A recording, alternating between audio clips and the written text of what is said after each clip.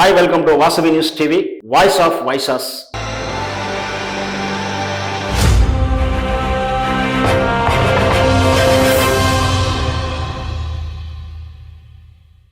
నిన్న కేంద్ర ప్రభుత్వం ప్రకటించినటువంటి నూతన బడ్జెట్ విధానం ప్రకారం భారీగా తగ్గుతున్న బంగారం ధరలు.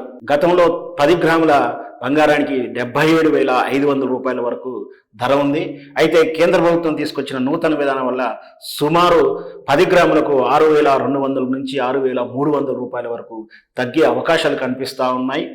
అయితే ఈ బంగారానికి గతంలో సుమారు 16% వరకు ట్యాక్సులు ఉండేవి.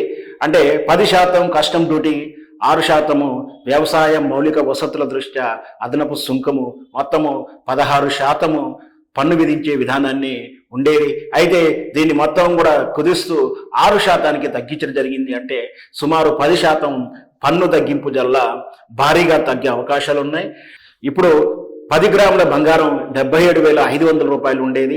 అయితే నూతన వచ్చినటువంటి విధానం వల్ల సుమారు 71,200 లేదా 71,300 రూపాయల వరకు తగ్గే అవకాశం ఉంది. అంటే 6,200 నుంచి 6,500 వరకు బంగారం ధర తగ్గే అవకాశాలు కనిపిస్తూ ఉన్నాయి.